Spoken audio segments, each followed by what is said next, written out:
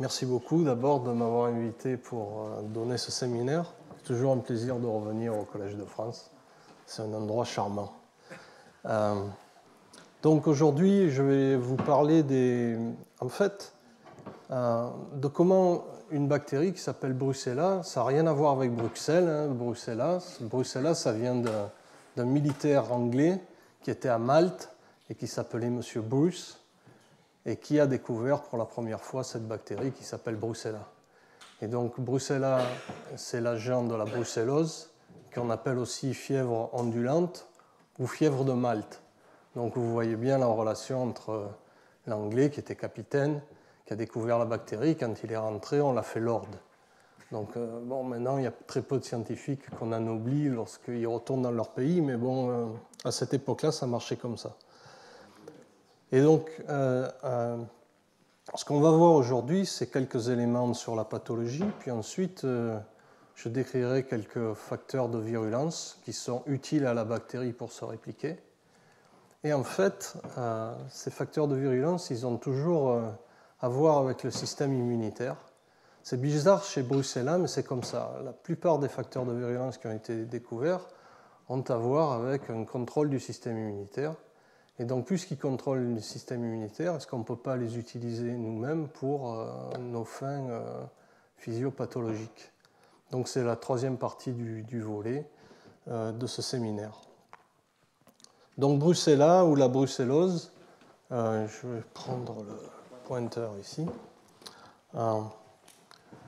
Donc, vous voyez, c'est fièvre de Malte, donc c'est une bactérie, c'est une alpha-2 protéobactérie qui est très particulière, puisqu'elle n'a pas de plasmide de virulence, elle a 2 chromosomes, elle n'a pas de flagelle, elle n'a pas de pili, elle n'a pas de capsule, elle n'échange pas de matériel génétique avec les autres bactéries, donc c'est pratiquement, on pourrait dire, une bactérie style mitochondrie, elle est chauve, donc elle s'apparente un peu à quelques-uns d'entre nous. Mais bon, c'est une bactérie qui est très intéressante parce qu'elle a pu s'adapter à son hôte et en particulier trouver sa niche qui est le réticulum endoplasmique. Donc au niveau du WHO ou de l'OMS, si vous préférez, on décrit à peu près 500 000 nouveaux cas par an, mais en fait c'est très sous-estimé parce qu'on s'adresse là à des populations qui vivent généralement dans des zones reculées ou désertiques. Donc les statistiques sont très compliquées à faire. Donc c'est une bactérie gram-négative, c'est l'agent de la brucellose. Il faut voir que la brucellose, c'est une zoonose. Donc il y a toujours un intermédiaire animal qui est entre l'homme et la bactérie. Chez l'homme, ça évolue sur une forme chronique qui peut induire des complications ostéo-articulaires très importantes. Et en fait, sur la distribution de la brucellose au niveau du globe, on voit que le bassin méditerranéen, l'Afrique, l'Asie et aussi l'Amérique centrale et l'Amérique du Sud sont impactés par cette maladie. Ce qui ne veut pas dire qu'aux États-Unis, il n'y a pas de brucellose, mais souvent elle est concentrée au niveau des bisons du Yellowstone. Donc quand il y en a un break, c'est là que ça se manifeste. Mais bon, il y a très peu de contamination entre le bison et l'homme. Mais bon, il y a quand même pas mal de trucs à voir au niveau de la faune sauvage. Il manque toujours un élément de diagnostic qui permet de diagnostiquer les animaux infectés versus les vaccinés. Pourquoi? Parce qu'il y a les animaux, ils passent d'une frontière à une autre et on a besoin d'avoir un contrôle sur le mouvement des cheptels contaminés d'un pays à un autre. Donc, et ça toujours, ça manque au panel de diagnostic. Donc il y a plusieurs espèces. Et là, je vous en ai représenté quelques-unes. Ce qui est intéressant, c'est que Brucella peut infecter des animaux terrestres ou des animaux marins, comme les baleines ou les dauphins.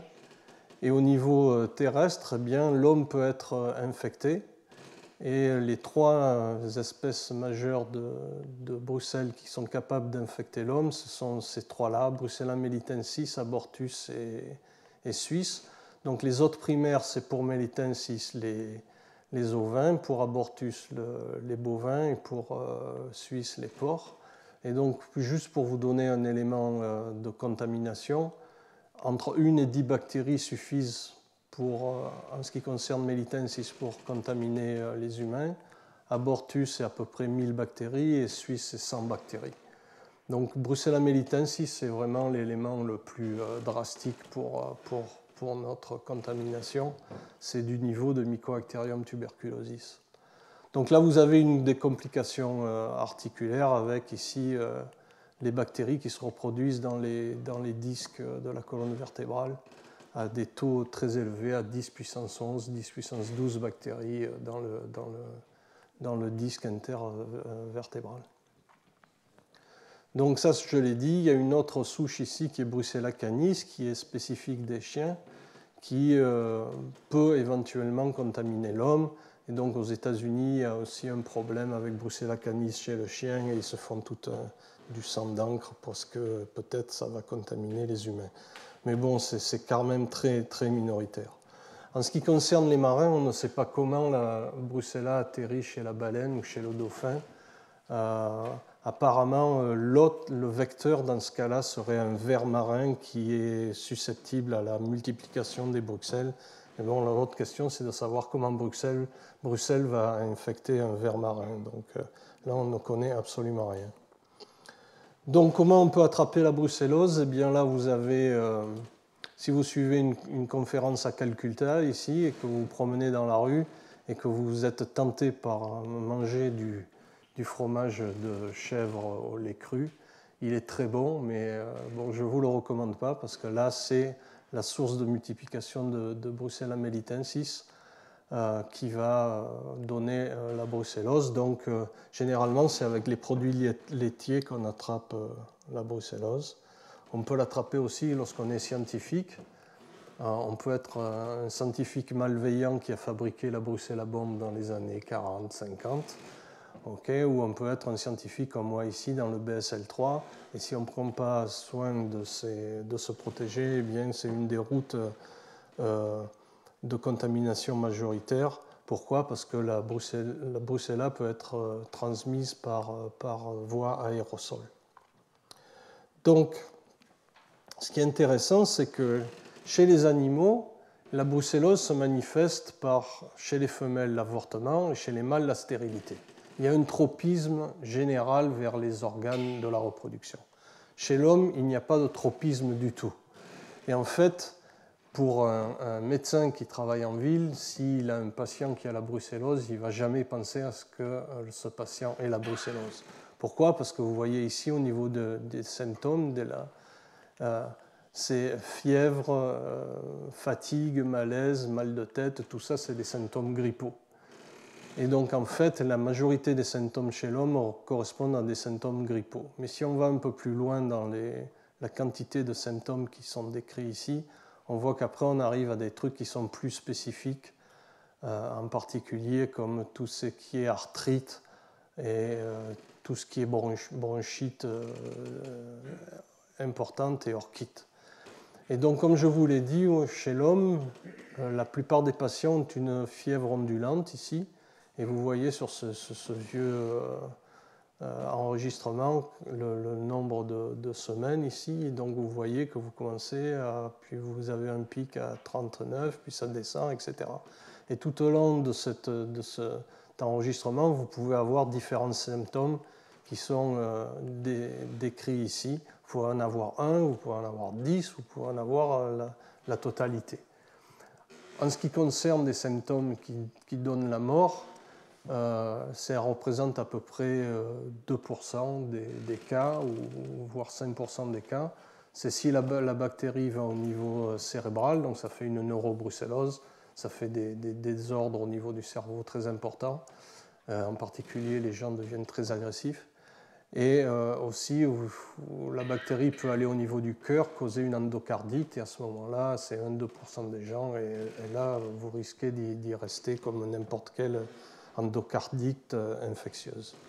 Donc chez l'homme, une multiplication de symptômes, alors que chez l'animal, c'est un tropisme vers les organes génitaux. Donc évidemment, il y a des vaccins qui sont disponibles.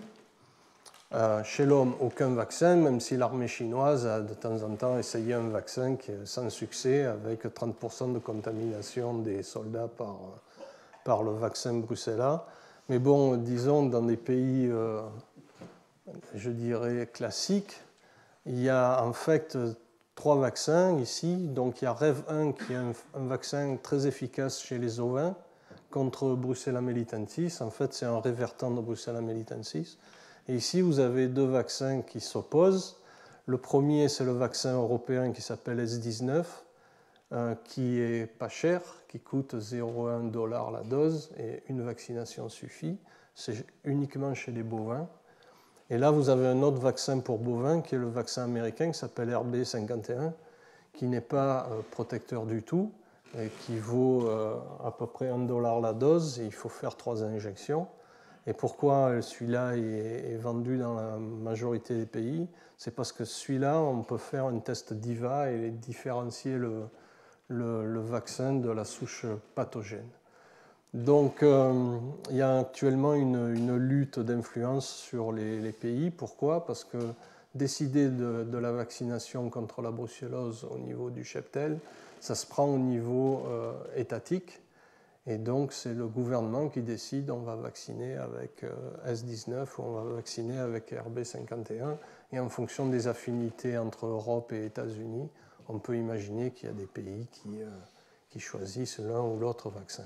Donc, il y a des enjeux commerciaux énormes là, sur ce type de vaccin. Donc, c'est intéressant de connaître aussi ces critères. Donc, Brucella chez l'autre, ça ressemble un peu à ça. C'est-à-dire qu'on appelait ça un stealthy pathogen, c'est-à-dire un pathogène qui se cache du système immunitaire. Et donc l'hôte, généralement, ne s'en rend pas compte, ou lorsqu'il s'en rend compte, c'est trop tard. Mais Brucella fait tout pour ne pas être détecté par le système immunitaire. Donc je vous rappelle, il n'y a pas de capside, pas de plasmide de virulence. Brucella s'est débarrassé au cours de l'évolution de la plupart des trucs qui le font détecter par le système immunitaire. Au niveau de la vie intracellulaire aussi, ça a été quand même une trouvaille de la bactérie pour aller se planquer dans le réticulum endoplasmique.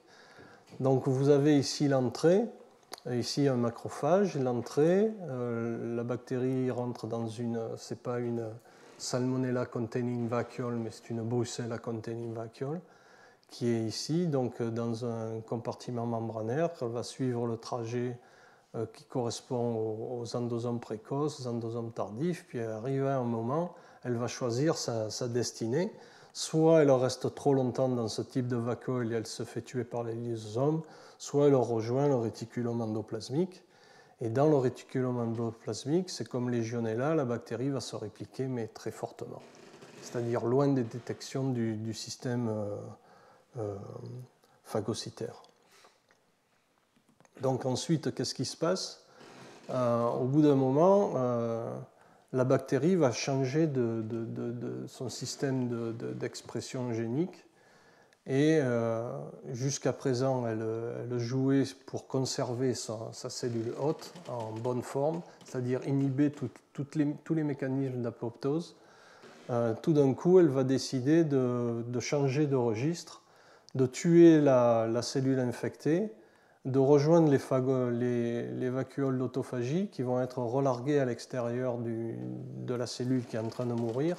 Et ces vacuoles vont libérer les bactéries qui vont infecter d'autres cellules.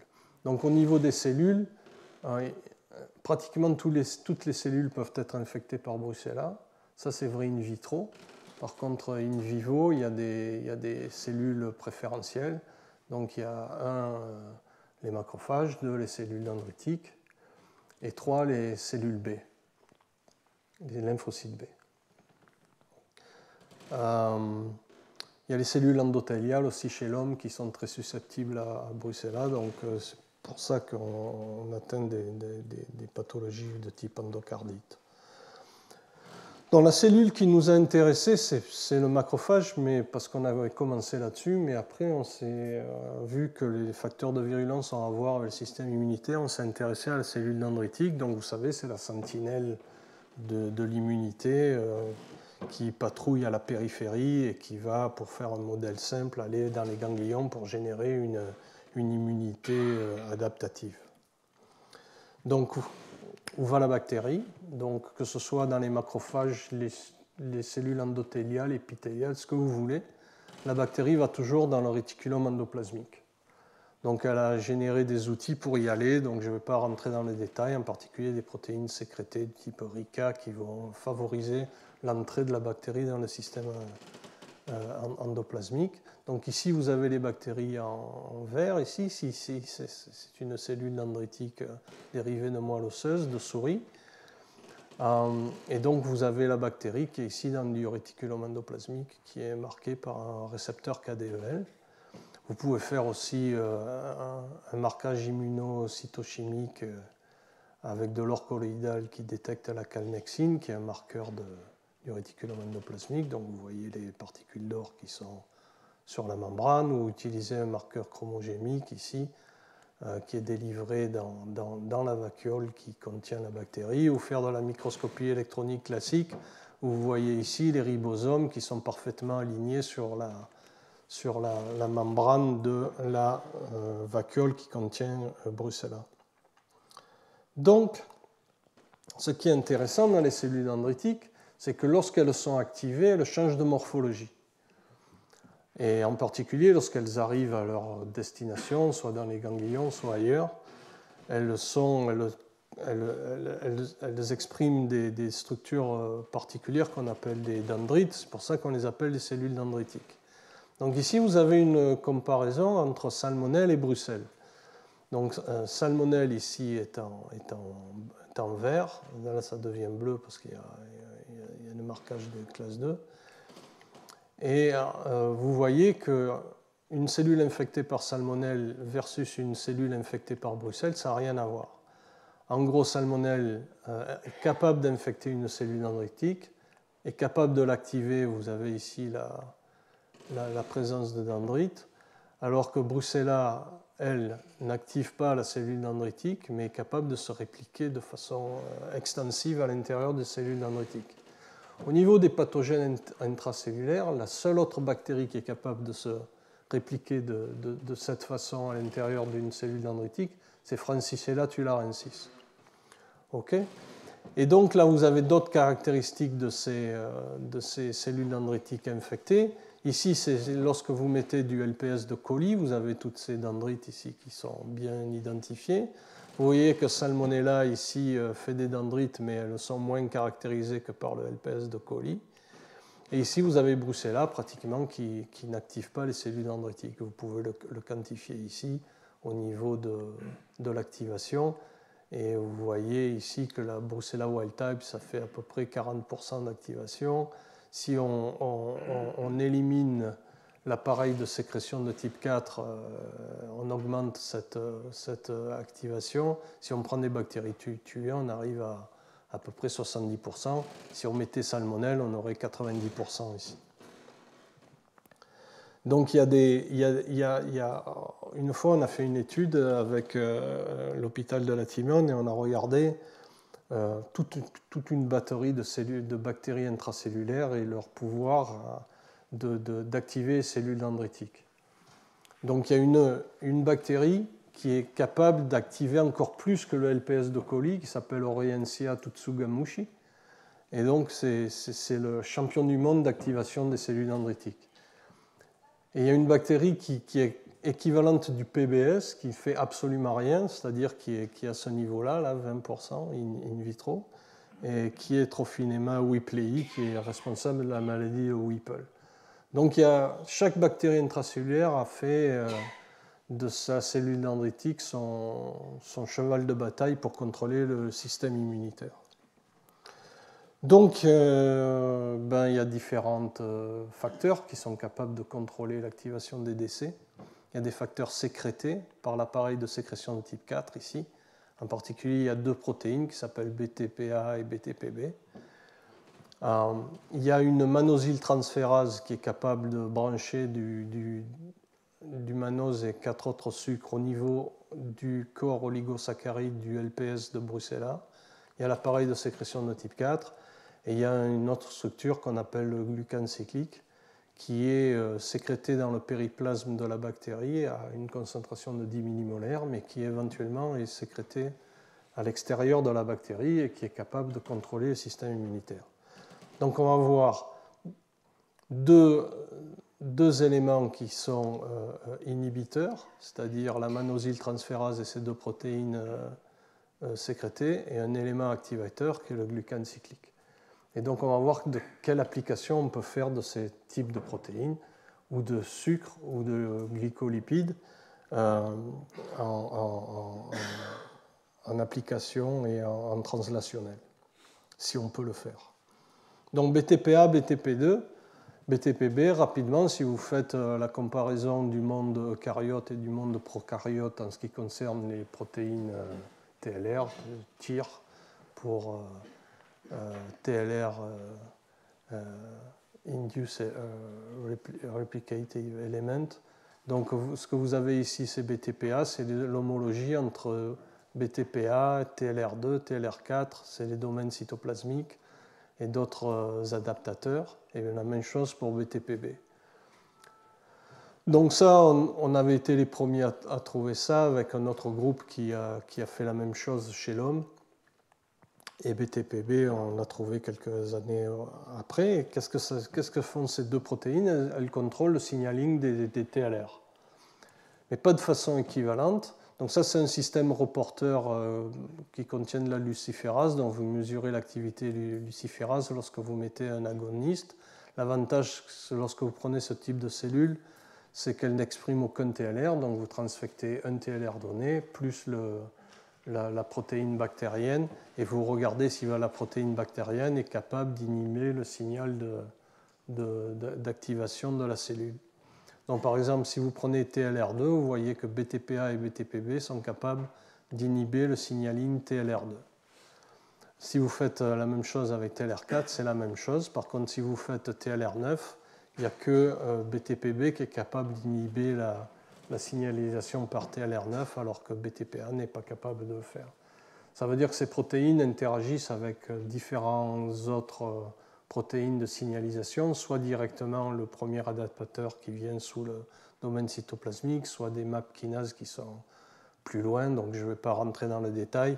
Mais en gros, la bactérie, en sécrétant ces deux protéines, est capable d'inhiber la majorité du signaling TLR. Et donc la conséquence, c'est la formation de granulomes. Ici, c'est un double mutant BTPA, BTPB. Si vous vous infectez avec ce double mutant, vous créez des granulomes qui vont générer une réponse immunitaire, alors que le wild type, lui, la bactérie wild type, va essayer de rester discrète et pas générer de granulomes. Le problème, c'est qu'on ne peut pas utiliser ça en translationnel. Pourquoi? Parce que ces protéines, elles ont d'autres effets. Et en particulier, ici, vous voyez que BTPA est capable de se localiser ici en vert sur un réseau de microtubules qu'elle détruit elle-même. Okay. Donc ça, c'est pas génial. Si on commence à détruire les réseaux de microtubules dans les cellules pour un targeting spécifique, ça risque de donner des effets secondaires qui sont délétères. Et en ce qui concerne BTPB ici, vous voyez que lorsque la protéine est transfectée dans des cellules, elle inhibe complètement l'endocytose, c'est-à-dire que vous n'avez plus de points rouges ici qui traduisent une endocytose clatrine dépendante, et donc il n'y a plus d'endocytose dans la cellule transfectée. Et ça aussi, ça peut être très, très, très délétère pour des expériences en translationnel. Donc tout ce qui a été fait sur ces deux protéines, c'est quand même pas mal. Il y a eu la structure tridimensionnelle, etc. etc. Les adaptateurs ont été découverts, donc il y a beaucoup de choses. Et il n'y a aucun scientifique qui s'est lancé dans du translationnel, même du targeting, même de l'étude d'inhibiteurs de ces types de protéines pour contrôler la bactérie. Donc je passe au deuxième. la manosyltransférase ici, donc elle va brancher des sucres ici dans l'inner core qu'on appelle, qui fait la jonction entre la chaîne O et le lipida ici du LPS, et qui va brancher ici ce qu'on appelle l'outer core. Donc pour trouver la séquence de ces 5 sucres, qui est évidemment dans une forêt de sucres, puisqu'ici vous avez le début de la chaîne O qui fait à peu près cet élément multiplié par 100 fois. Ici il y a l'inner core et dessous vous allez avoir le lipida ici. Donc il fallait trouver la séquence de ces 5 sucres par RMN et MASPEC.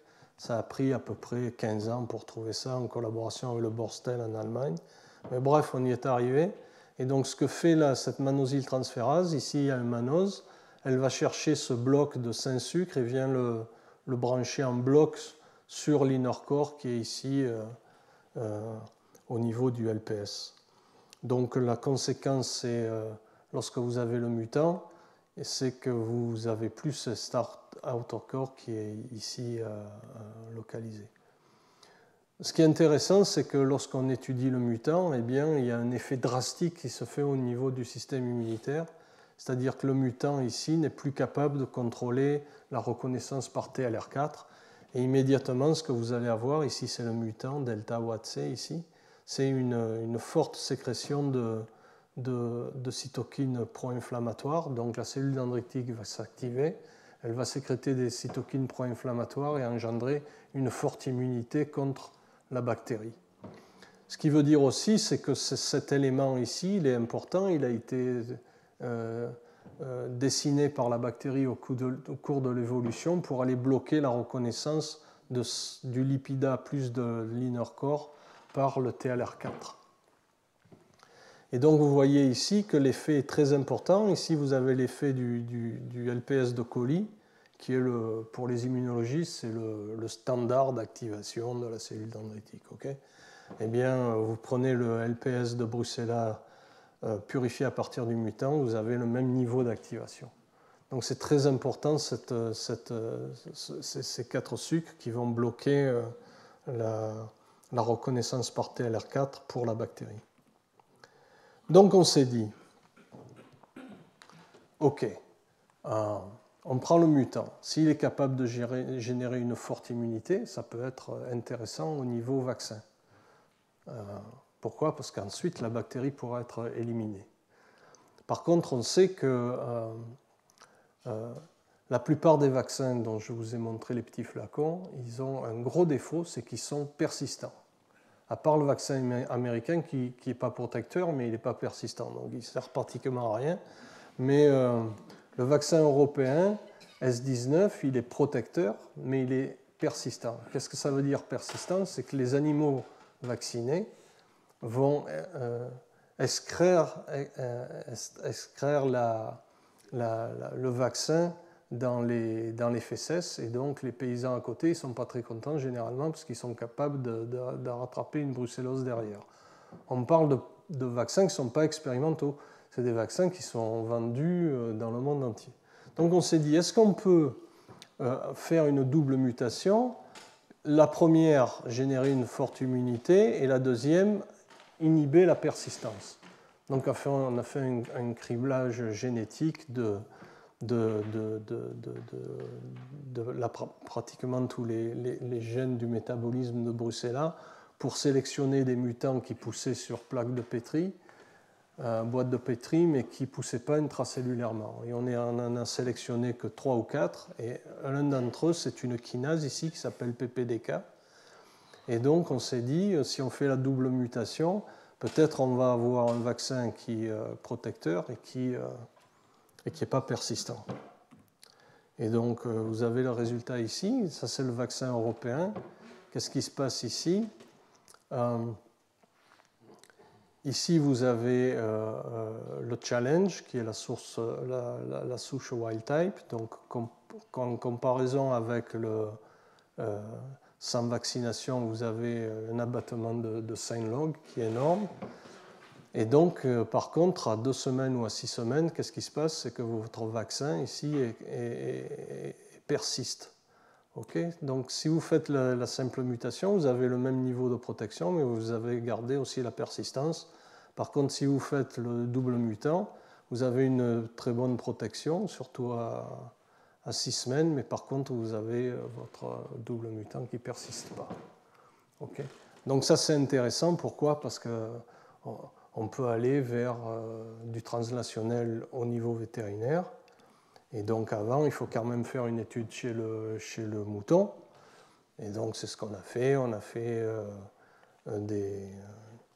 des études chez la brebis et chez les béliers à différentes semaines. Et puis on a regardé ce qui se passait au niveau immunitaire.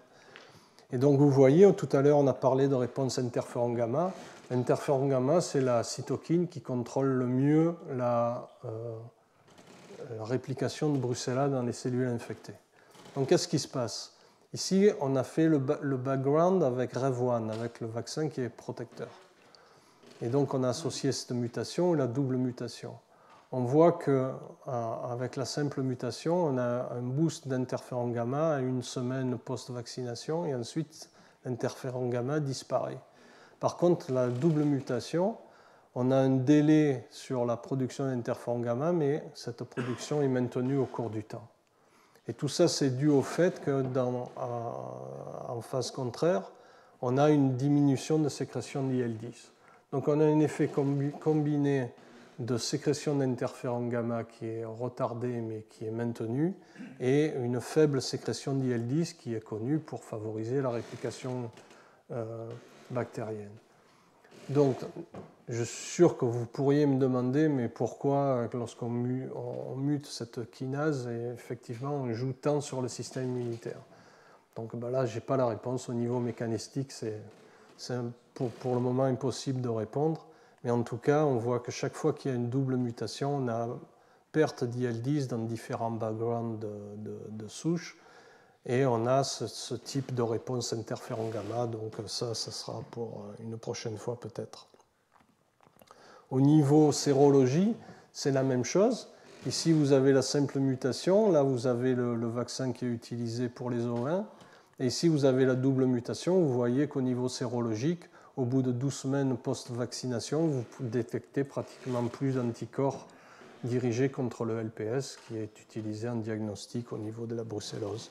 Donc, ce qui indique que pratiquement vous avez plus de maladie qui est associée à l'infection.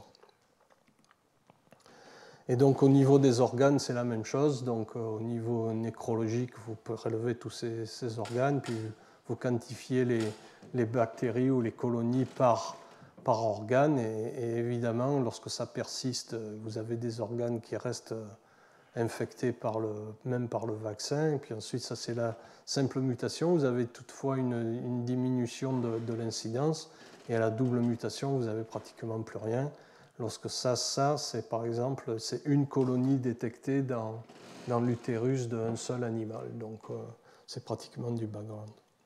Donc où on en est avec ça? Eh bien le translationnel ça devient intéressant là parce qu'on est associé avec Virbac qui est numéro je ne sais plus quoi, 3 ou 4 mondial dans les produits vétérinaires avec une société espagnole qui s'appelle CZV qui produit des vaccins atténués, pas seulement la brucellose, parce qu'ils produisent REV1, ils produisent S19, mais d'autres maladies comme la tuberculose et tout, et, enfin, ils font ça en manière GMO. Et ensuite, une autre société qui est montpelliéraine qui fait du diagnostic avec nos amis de Pamplona en Espagne et nous-mêmes, pour essayer d'aller plus loin, d'aller étudier, faire plusieurs manips de protection chez la brebis, mais aussi chez la vache, pour essayer de récupérer le marché des vaccins sur Brucella. Donc je ne sais pas si je serai vivant quand ça se fera, mais disons qu'il y en a encore pour 15 ans de développement. Donc bref, au moins on aura participé à partir de ces petits stretch de 5 sucres qui vont se fixer sur du LPS à générer des résultats intéressants. Donc le dernier élément, c'est le glucane cyclique, dont je vais vous parler maintenant. Donc ça, c'est très intéressant. C'est une molécule qui s'apparente à la famille des cyclodextrines. Donc ici, vous avez la structure. En fait, c'est du glucose qui est cyclisé. C'est une cyclodextrine de glucose. La cyclodextrine, elle fait 6 résidus. Brucella, il y en a 15 à peu près. Et ça, c'est concentré dans le périplasme, mais il y a un récepteur spécifique ou un translocateur qui peut la faire passer de l'autre côté de la membrane externe. Pourquoi c'est un facteur de virulence? C'est parce que, on va voir le schéma biosynthétique, mais l'enzyme qu'il a produit, qui s'appelle la cyclase, ou la synthase si vous préférez, lorsqu'on la mute, ça fait un mutant qui est détruit par les macrophages. Et donc, ça a été décrit comme un facteur de virulence à cause de cette propriété-là. Bon, c'est bien dans le macrophage, mais dans les cellules dendritiques, le mutant, il survit parfaitement. Mais bon, le système de screening par l'ensemble des groupes qui font de la pathophysiologie de la brucellose, c'est le macrophage, donc on va le classer parmi les facteurs de virulence. Donc, au niveau de sa biosynthèse, c'est très intéressant. Là, vous avez la synthase ici, qui est une molécule très haut poids moléculaire qui fait plusieurs retours dans la membrane interne. J'ai simplifié ici. Si c'est la membrane interne, ça c'est la membrane externe. Et donc, ce qui se passe ici, si vous avez la séquence des événements, premièrement, vous avez ce qu'on appelle l'initiation avec la fixation d'un glucose ici. Puis ensuite, vous avez l'élongation. Là, vous avez la petite chaîne de glucose qui continue à grandir. Puis ensuite, à la fin, lorsqu'elle atteint 15-20 sucres, 20 unités, il y a une phosphorylation qui s'effectue. Et ensuite, une cyclisation qui permet le relargage du glucane cyclique ici dans le cytoplasme. Lorsqu'il est dans le cytoplasme, il est pris en charge par une transférase qui l'envoie dans le périplasme. Et lorsqu'il est dans le périplasme, il y a un modifier ici qu'on appelle la cyclic glucan modifier protein qui lui colle du succinate ici. Et seulement celui qui est non succinylé est capable d'être transloqué vers l'extérieur de la bactérie. Donc c'est intéressant, c'est un peu complexe, mais ça a été pratiquement bien étudié par les bactériologistes du domaine. Donc, chaque bactérie a en gros son glucane cyclique. Vous avez ici la comparaison de Brucella et un pathogène de plante qui s'appelle Ralstonia. Donc ici, il y a un nombre plus petit de glucose. Ici, vous avez un changement d'orientation d'un des glucoses à l'intérieur du chaînon. Donc vous pouvez avoir un changement d'orientation, vous pouvez avoir des modifications biochimiques à l'extérieur, à l'intérieur, etc., etc. En général, ça se comporte comme une cyclodextrine, c'est-à-dire que l'intérieur est hydrophobe et l'extérieur est hydrophile. Et là, je vous ai mis rhizobium. En fait, Brucella et rhizobium partagent la même structure de glucane cyclique. Donc, pourquoi la recherche en Brucella a pris 20 ans de retard? C'est simple, c'est parce que les gens ont cherché les facteurs de virulence chez Brucella qui pourraient correspondre à ceux qu'on a trouvés chez Shigella ou Listeria ou Salmonella. Et donc, il n'y a aucun facteur de virulence de ces entérobactéries qui a été retrouvé chez Brucella. Les premiers travaux qui ont été faits, c'est lorsqu'on a fait les comparaisons entre Brucella et rhizobium, qui est un symbiote. Et là, on a retrouvé à peu près les mêmes protéines. Sauf que pour Brucella, la bactérie l'utilise comme un facteur de virulence. Et pour rhizobium, la bactérie l'utilise comme une symbiose avec les plantes. Donc c'est quand même intéressant de noter au niveau coévolution ce qui peut se passer. Et là, vous avez la méthylbêta-cyclodextrine, c'est l'industrie pharmaceutique qui a fabriqué ce machin-là pour pour stabiliser, disons, le cholestérol, qui est utilisé en essai clinique pour certaines maladies comme le Niemann-Pick disease, qui est une maladie très grave chez l'enfant. L'inconvénient, c'est que ce truc-là est évidemment très toxique avec des effets secondaires terribles. Donc au niveau système immunitaire, on va se concentrer ici. Sécrétion d'IL-12, c'est la même chose pour TNF-alpha, toutes les autres cytokines pro-inflammatoires. On purifie les molécules et on les met sur des cellules dendritiques. et on leur demande qu'est-ce que vous sécrétez. Donc ici, vous avez le LPS de coli, qui est le témoin positif, le PBS, le témoin négatif, et là, vous avez le glucane cyclique purifié de Melitensis, d'Abortus, de Ralstonia et le produit pharmaceutique. Et donc, vous voyez que le glucane cyclique de Brucella travaille au même niveau que celui de coli. Okay. Donc là, ça veut dire qu'à la place d'être un inhibiteur, c'est un activateur du système immunitaire. Et donc c'est vrai pour IL-12, c'est vrai pour TNF-alpha. On va voir d'autres propriétés après. Et donc il faut que vous démontriez quand même que c'est aussi vrai in vivo. Donc ce que vous faites, c'est que vous connaissez ce système de transfert adoptif. Vous avez une souris donneuse, une souris acceptrice.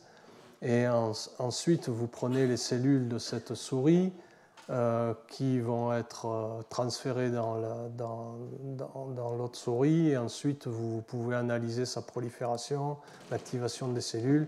Pourquoi? Parce que vous pouvez suivre ces cellules-là parce qu'elles ont un allèle différent reconnu pour un anticorps monoclonal spécifique.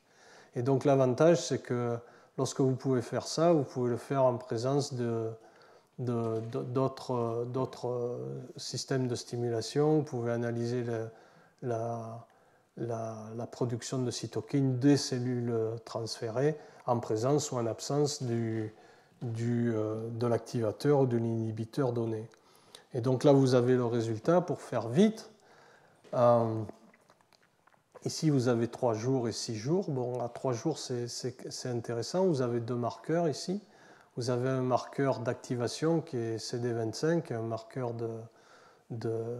aussi d'activation qui est réprimé lorsque les cellules sont activées, qui est CD62L.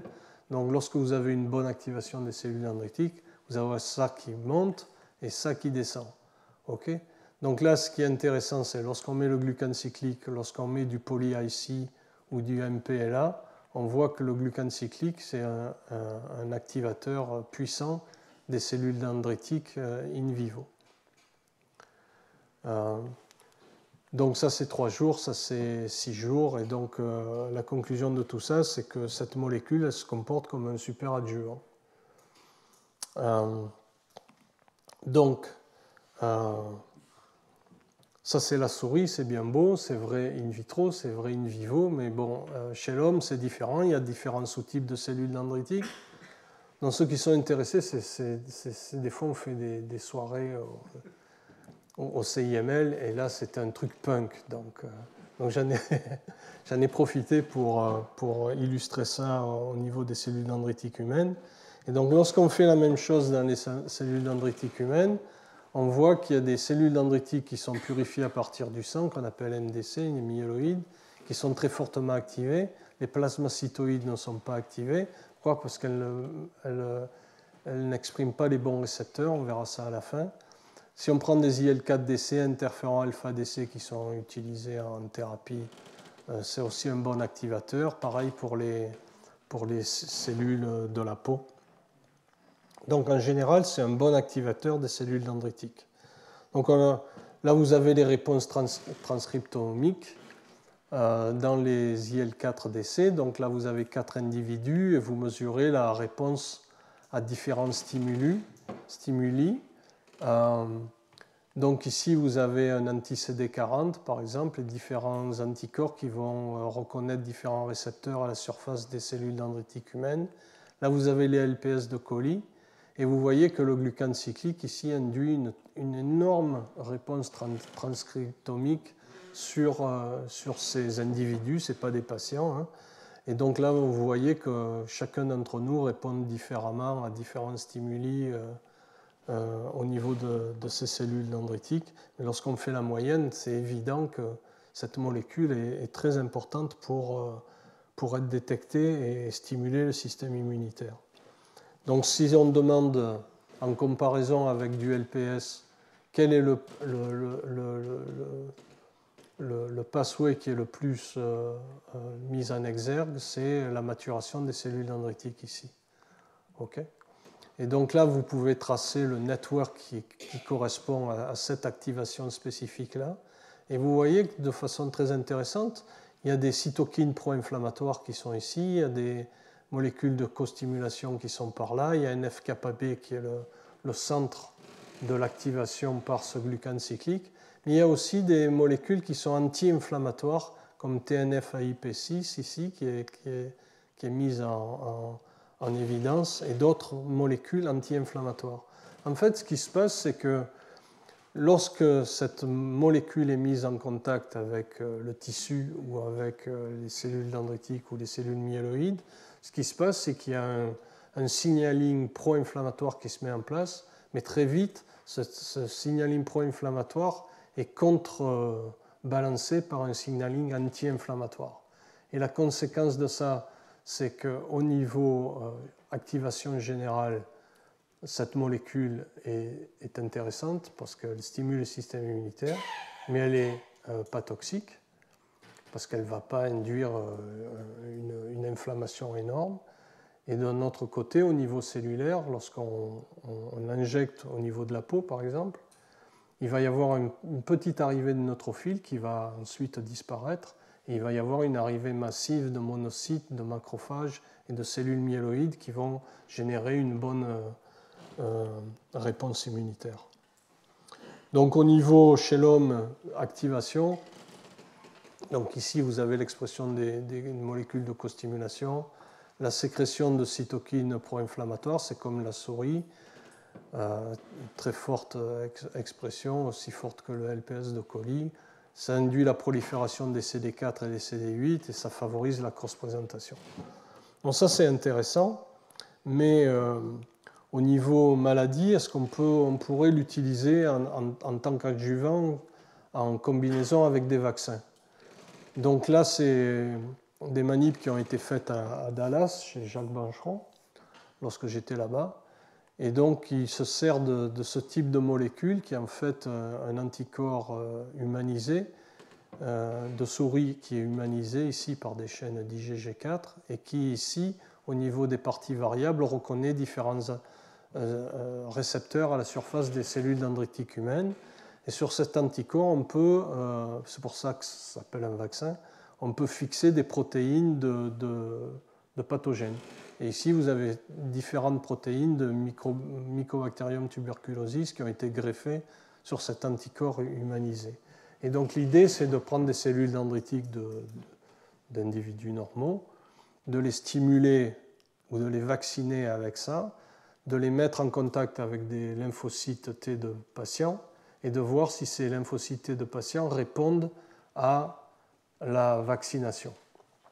Bien sûr, en essai clinique, on n'est pas allé jusque-là.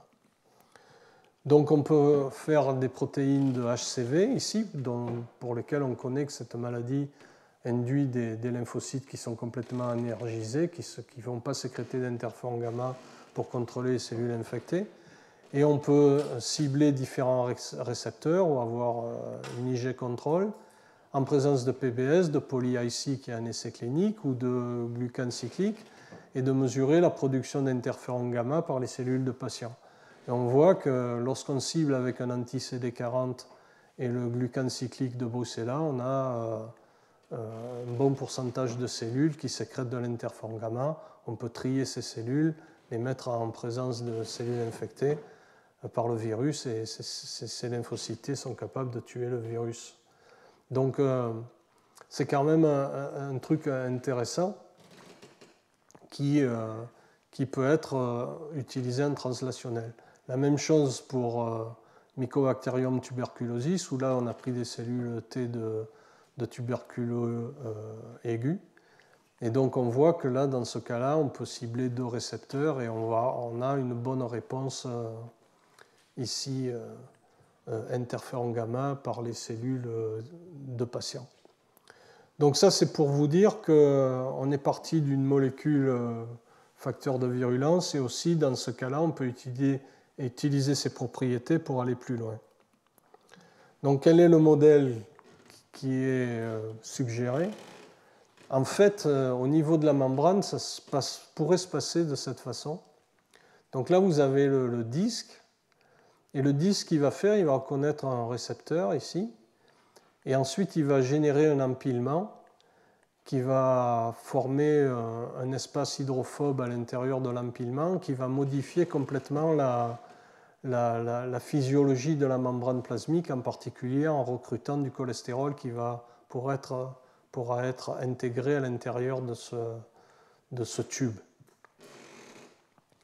Donc je ne vais pas aller dans le détail, mais on a fait pas mal de choses là-dessus, sur la dynamique du cholestérol dans les membranes en présence de ce machin-là. Mais ce que je voudrais vous montrer, c'est quel est le récepteur qui est engagé. Donc des expériences de glycomics à Londres ont permis de montrer qu'un des récepteurs qui était le plus sollicité, c'était D-cysine, qui est une lectine à la surface des cellules dendritiques.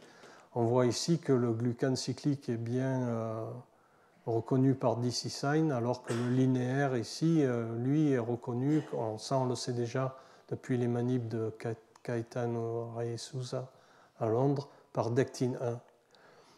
Donc on peut faire des expériences de binding et on s'aperçoit que D-cysine se lie au glucane cyclique de Bruxella. Donc ce qui est marrant, c'est que chez l'homme, D-cysine, il y a deux formes ici. Il y a D-cysine, la molécule dont je viens de vous parler, et puis il y a une autre molécule qui est voisine qui s'appelle L-syne. Chez la souris, c'est très différent en fait. Et vous avez à peu près 2, 3, 6, 8 formes d'une molécule qui s'appelle SINE-R1, 2, 3, etc. et qui sont de cette même famille dite de D-cysine ici. C'est tout des lectines. Mais on voit que chez la souris, l'évolution a fait qu'on n'est pas allé si loin que chez l'homme pour générer ces deux types de molécules. Ce qui est dommage parce qu'au niveau des knockouts disponibles, il n'y a que SINE-R1 et SINE-R3 qui sont disponibles en tant que KO. Et donc c'est un peu gênant et vous voyez sur la structure que c'est vraiment des molécules qui sont différentes. Donc on est obligé de se cantonner pratiquement chez l'homme. Et on voit très bien ici que D-cysine lie le glucane cyclique alors que L-syne ne le lie pas. Et ensuite, lorsqu'on a un anticorps monoclonal spécifique, on peut inhiber la fixation. Et ce qui est aussi intéressant, en utilisant ce monoclonal spécifique, on voit qu'on inhibe aussi l'activation par le glucane cyclique lorsqu'on fait cette expérience de compétition. Donc, ce qui prouve que cette molécule D-cysine est importante pour le signaling du glucane cyclique sur les membranes des décès. Donc, je reviens avec ça. Je vous ai dit que le vaccin américain, il n'est pas efficace. Qu'est-ce qui se passe lorsqu'on prend le vaccin américain et que l'on met en présence du glucane cyclique? Okay. Donc ça, c'est des manips qui ont duré pas mal de temps, où on a fait la vaccination par le vaccin américain, plus ou moins le glucane cyclique, le challenge par la souche sauvage. On a fait différentes routes, différentes concentrations de bactéries, le glucane tout seul, le challenge tout seul, etc., etc. Et là, vous avez les résultats des CFU en phase aiguë de la brucellose. Et donc, vous voyez que le vaccin américain, il ne protège rien. Vous voyez qu'il a le même nombre de CFU que le challenge tout seul. Okay.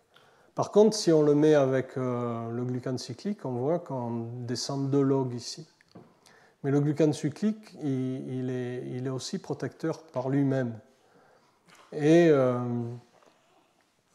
on voit aussi qu'on peut avoir une amélioration très faible du vaccin européen qui, lui, est aussi protecteur que le vaccin américain, plus le glucane cyclique. Ça, c'est en sous-cutané. En intrapéritonéal, c'est la même chose, c'est même plus exacerbé. Vous voyez ici que pratiquement, on arrive en mélangeant les deux vaccins à forte dose à avoir un effet qui est important. Et on voit que le glucane cyclique est toujours protecteur, même injecté en voie intrapéritonéale. Là où c'est un adjuvant, c'est qu'en phase chronique, il n'est plus protecteur du tout. Donc il a besoin d'un vaccin pour avoir son effet à long terme. Et donc là, en phase chronique, si on prend la phase intrapéritonéale, on améliore le vaccin américain, on améliore le vaccin européen. et le glucane cyclique perd sa propriété. Donc, juste pour vous dire le type d'analyse qu'on peut faire en vaccinologie, on peut faire du clustering hiérarchique sur, par exemple, un panel de cellules myéloïdes où on peut combiner la protection avec le nombre de CFU. Chaque ligne ici, c'est une souris différente. Okay. On peut estimer la cellularité des cellules qui sont mises en jeu. Dans ce cas-là, c'est la rate, en absence ou en présence de l'adjuvant, et en fonction de la route d'injection. Et avec ça, on peut avoir un clustering de cellules qui sont impliquées soit dans la maladie ici, puisque c'est là où il y a le plus de CFU et là où il n'y a pas d'adjuvant, soit dans la protection, là où il y a de l'adjuvant et là où effectivement il y a moins de cellularité, il n'y a plus de bactéries, etc., etc. Et ainsi, on peut voir quelles sont les cellules du système immunitaire qui sont importantes dans la protection versus la maladie. Et là, vous avez différents types de cellules, en particulier des cellules matures CD8 ou conventionnelles qui sont importantes pour la protection, alors que dans la maladie, évidemment, vous avez plus de granulocytes, vous avez des monocytes, et vous avez d'autres types de cellules dendritiques qui sont exacerbées au niveau maladie. Donc ça, c'était en phase aiguë. En phase chronique, évidemment, ça se voit encore plus ici, et puis vous pouvez ainsi définir quelles sont les cellules du système immunitaire qui sont importantes dans la protection en présence de l'adjuvant ou dans le cas de l'infection. Donc vous faites le panel myéloïde, vous pouvez avoir le panel lymphocytaire, etc., etc., et ainsi définir tout le système immunitaire de la cellule présentatrice jusqu'aux lymphocytes qui sont exacerbés dans ce type d'expérience de vaccination. Donc, je ne vais pas aller plus dans le détail parce que sinon j'en ai encore pour une demi-heure. Et donc ça ne se fait pas tout seul. Donc on a collaboré à l'intérieur du CIML ou à Dallas, ou à Londres, à Lyon, Pamplonne, au Costa Rica, ou en Argentine, pour essayer de faire avancer le sujet et de mieux comprendre ce que fait cette bactérie. Donc j'ai fini. Là, je vous ai montré Marseille. Vous voyez Marseille avec des nuages parce que ça fait un mois qu'il n'a pas fait soleil. Donc ça, c'est la photo maintenant classique de Marseille. Il n'y a plus le ciel bleu derrière. On attend avec impatience que ça s'améliore. Et voilà, merci beaucoup.